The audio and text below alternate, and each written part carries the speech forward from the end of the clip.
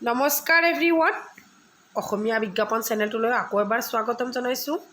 যিসকল ইচ্ছুক কেণ্ডিডেটছ আছে মোৰ চেনেলটো ছাবস্ক্ৰাইব কৰা নাই অতি শীঘ্ৰে ছাবস্ক্ৰাইব কৰি লওক, কিয়নো সদায় মই আপোনালোকক আপ টু ডেট চাকৰিৰ বিজ্ঞাপনসমূহ এই ভিডিঅ'টোত দি থাকিম। গতিকে আপোনালোকে যদি চাকৰিৰ বিজ্ঞাপনসমূহ পাব বিচাৰে তেতিয়াহ'লে চেনেলটো অতি শীঘ্ৰে ছাবস্ক্ৰাইব কৰি ল'ব।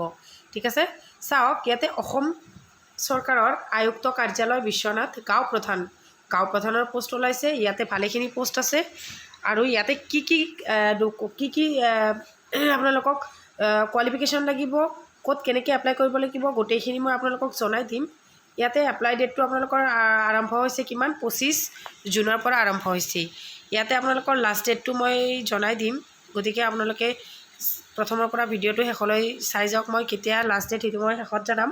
প্ৰথমতে মই জানাব বিচাৰিছোঁ যে ৰাজহ চক্ৰৰ নাম, মৌজাৰ নাম, গাঁৱৰ নাম, তাৰপিছত পদৰ সংখ্যা আৰু মাহিলী দৰমহা কিমান।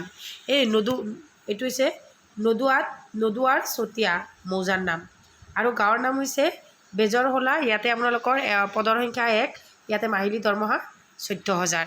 গতিকে আপোনালোকে চাওক ইয়াতে যিমানখিনি পোষ্ট আছে গোটেইখিনিৰ কাৰণে কিমান আছে, কোনটো ডিষ্ট্ৰিক্টত কোনটো গাঁৱত কিমানখিনি আছে সেইটো কৈছে। ইয়াতে যিহেতু আমাক কি বুলি কৈছে, বিশ্বনাথত কৈছে হয়নে, গোটেইখিনি বিশ্বনাথ আছে, তাত আছে গোটেইখিনি পোষ্ট। গতিকে কোনখন মৌজা আৰু কোনকেইটা গাঁৱত আছে গোটেইখিনি ইয়াতে গাঁওখিনি মেনশ্যন কৰা আছে, আৰু পোষ্ট কিমানটাকৈ আছে, দৰমহা কিমান, গোটেইখিনি উল্লেখ কৰা আছে হয়নে। ইয়াতে পোষ্টৰ সংখ্যা 1 আৰু গোটেইকেইটা পোষ্টতে 14,000কৈ দৰমহা আছে বুলি উল্লেখ কৰিছে। গতিকে প্ৰাৰ্থীৰ নিম্নতম অৰ্হতাসমূহ থাকিব লাগিব। ইয়াতে যোগ্যতা কি থাকিব লাগিব, কোৱালিফিকেশ্যন সেইটো কৈছে। প্ৰথমটো কৈছে আবেদনকাৰী ভাৰতীয় নাগৰিক হ'ব লাগিব আৰু নিযুক্তিৰ বাবে আবেদন কৰা গাঁৱৰ অথবা গাঁওসমূহৰ ভিতৰত স্থায়ী বাসিন্দা হ'ব লাগিব। কি বুলি কৈছে, যিসকল কেণ্ডিডেটছ আপোনালোকে আবেদন কৰিব সেইসকলে কি হ'ব লাগিব, ভাৰতীয় নাগৰিক হ'ব লাগিব আৰু গাঁওসমূহৰ ভিতৰত স্থায়ী বাসিন্দা হ'ব লাগিব। তাৰে পিছত ইয়াতে কৈছে যে অসম চৰকাৰৰ ইংৰাজী 19 তাৰিখ 7, 2019 তাৰিখৰ অধিসূচনাৰ নং RLR 1867/2007 পাৰ্ট 24 মতেই আবেদনকাৰীৰ 2জনকৈ বেছি সন্তান থাকিব নালাগিব। অধিসূচনা জাৰি হোৱাৰ আগতে যিসকলৰ 2জনতকৈ অধিক সন্তান আছিল তেনে ব্যক্তিক প্ৰযোজ্য নহ'ব, আৰু যমজ সন্তানৰ ক্ষেত্ৰতে এই নিয়ম প্ৰযোজ্য নহ'ব। এই সন্দৰ্ভত আবেদনকাৰীয়ে শপতনামা আবেদনৰ লগত দাখিল কৰিব লাগিব। ঠিক আছে, তাৰপিছত 3 নম্বৰটোত কি কৈছে যে আবেদনকাৰীৰ বয়স ইংৰাজী 20/5/2026 তাৰিখৰ মতেই নিম্নতম 30 বছৰ হ'ব লাগিব, আৰু উচ্চতৰ মাধ্যমিক শিক্ষান্তৰ পৰীক্ষা HSLC বা অসম চৰকাৰৰ বোৰ্ড প্ৰতিষ্ঠানৰ পৰা সমপৰ্যায়ৰ পৰীক্ষাত উত্তীৰ্ণ হ'ব লাগিব, প্ৰমাণপত্ৰও দাখিল কৰিব লাগিব, মানে প্ৰমাণপত্ৰখিনি আমি কাঠি দিব লাগিব, বুজিছেনে।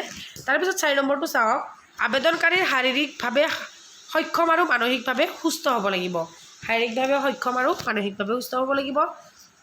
5 নম্বৰ পইণ্টটোত কৈছে আবেদনকাৰীৰ আৰ্থিকভাৱে